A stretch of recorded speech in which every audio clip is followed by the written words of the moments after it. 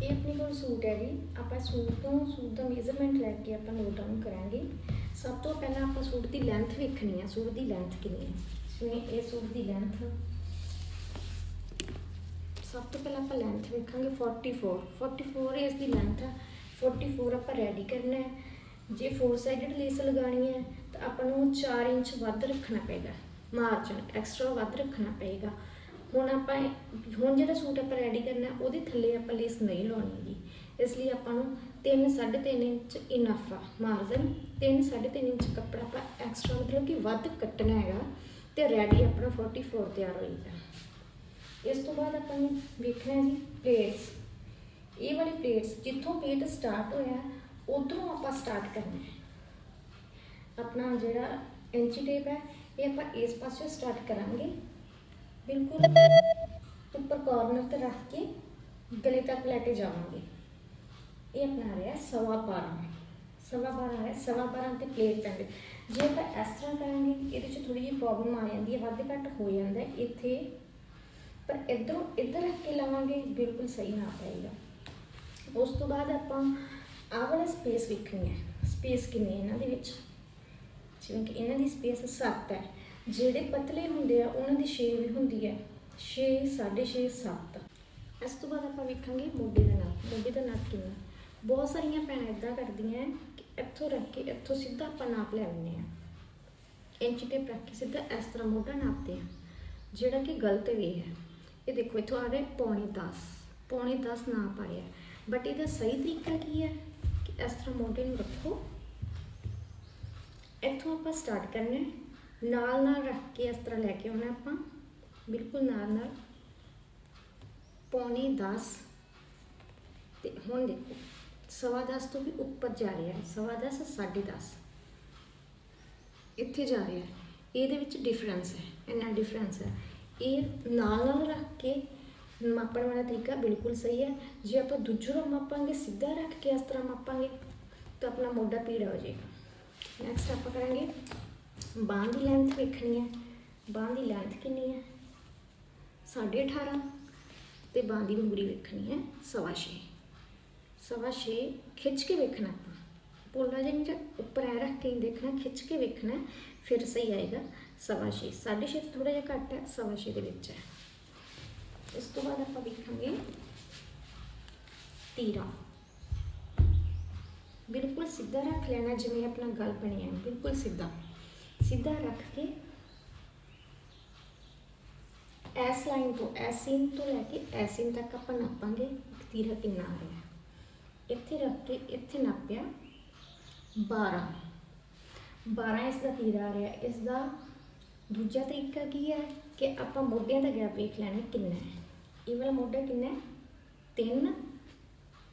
3 तो गल विचकार किसी नैक का विच कितनी स्पेस 6 3 3 6 6 6 6 बिल्कुल सही नाप है इसका। इस तो बाद आप वेखांगे इसका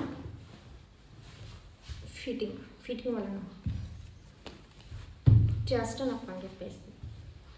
देखो चैस्ट जे आप इत्थों रख के इत्थे नापीए तो कितनी आ रही है, चेक करो 22 आ रही है। पर जे यही खिंच के आप नापीए, खिंच के नापना जी आप पूरा टाइट फड़ के 22.5 अद्धा इंच वध गया। यही जे आप इत्थों वेस्ट आप वेखीए तो सिंपल रख के वेखीए इत्थों लैके इत्थों तक अपनी बनती है 18.25। तो जे अपने थोड़ा जिहा खिंच के बाला ज़्यादा नहीं खिंचना, थोड़ा जिहा खिंचना 19 सही है, 19 है इसकी। नैक्सट अपने को हैगी हिप। एज जी आप सिंपल नापीए तो अपने को 22, जो थोड़ा जिहा खिंच के नापीए तो अपने को 23। थोड़ा जिहा खिंच के नापना है तो फिर अपने को सही माप आएगा। इस तो अगे आप वेखांगे जी घेरा। घेरा कितना 21.5। अपनी हिप हैगी है 23, घेरा है 21.5। घेरा घट है। ਜਦੋਂ ਆਪਾਂ ਕੱਪੜੇ ਦੀ ਕਟਿੰਗ ਕਰਨੀ ਹੈ ਤਾਂ ਆਪਾਂ ਹਿੱਪ ਦੇ ਅਕੋਰਡਿੰਗ ਕਰਨੀ ਹੈ, ਕਿਉਂਕਿ ਹਿੱਪ ਆਪਣੇ ਕੋਲ ਜਾ ਰਹੀ ਹੈ, ਹਿੱਪ ਆਪਣੇ ਕੋਲ ਤੇਜ਼ ਹੈ। ਜੇ ਆਪਾਂ 21 ਦੇ ਹਿਸਾਬ ਨਾਲ ਕੱਟ ਦਾਂਗੇ ਤਾਂ ਫਿਰ ਆਪਣੀ ਹਿੱਪ ਸਹੀ ਨਹੀਂ ਬਣੇਗੀ, ਕੱਪੜਾ ਹੀ ਨਹੀਂ ਹੋਣਾ, ਵਿੱਚ ਮਾਰਜਨ ਨਹੀਂ ਹੋਣਾ ਗਾ। ਇਸ ਕਰਕੇ ਹਿੱਪ ਦੇ ਅਕੋਰਡਿੰਗ ਜਿਹੜੀ ਚੀਜ਼ ਜ਼ਿਆਦਾ ਹੈ, ਜੇ ਘੇਰਾ ਜ਼ਿਆਦਾ ਤਾਂ ਘੇਰੇ ਦੇ ਅਕੋਰਡਿੰਗ, ਜੇ ਹਿੱਪ ਜ਼ਿਆਦਾ ਹੈ ਤਾਂ ਹਿੱਪ ਦੇ ਅਕੋਰਡਿੰਗ ਆਪਾਂ ਕੱਪੜੇ ਦਾ ਐਕਸਟਰਾ ਕੱਪੜੇ ਦਾ ਮਾਰਜਨ ਰੱਖਣਾ। ਇਹ ਆਪਣੇ ਕੋਲ ਹੈਗੀ 21.5। ਉਸ ਤੋਂ ਬਾਅਦ ਆਪਾਂ ਵੇਖਾਂਗੇ ਇਸ ਦੇ ਚੌਕ।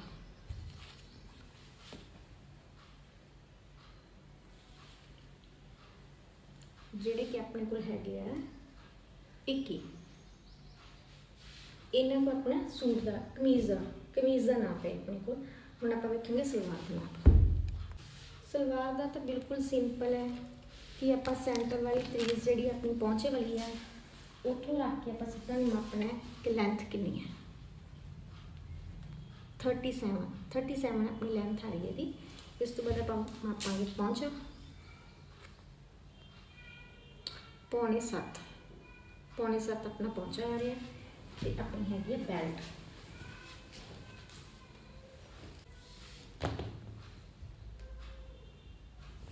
बेल्ट मापनी है ये अपने को आ रही है 24। तो जिहड़े फ्रैशर है बिल्कुल नवा सीख रहा है उन्होंने ये वाले जिहड़े आपां चोणां पाईआं वो भी मापनी है कि किन्ने ते पईआं 7.5 ते। फिर हम थोड़ा जिहा ईजी हो जाएगा कि 7.5 दे विच आपां सारियां प्लेटां पाउणियां। सलवार का जिहड़ा सारा कपड़ा 7.5 दे विच आपां प्लेटां पाउणियां, दूजा आपां बेल्ट दे नाल अटैच करना। उन्होंने थोड़ा जिहा सौखा हो जू, हौली हौली सारा वाल आ जूगा। पर फ्रैशर लिए है कि 7.5 ये भी नापना है कि 7.5 दे विच आपां चोणां पाउणियां है। होप सो कि तुहानूं वधिया समझ आ गई होवेगी। पर फिर भी जे तुहानूं कोई भी डाउट है तुसीं मैनूं DM कर दिओ इंस्टा ते अपना हिलटॉप बुटीक इंस्टा ते यूट्यूब वाले कमेंट कर दिओ जां इंस्टा ते जाके मैनूं DM कर दिओ ते आपां तुहाडा रिप्लाई देवांगे, सारे डाउट्स क्लीयर करांगे। Thank you.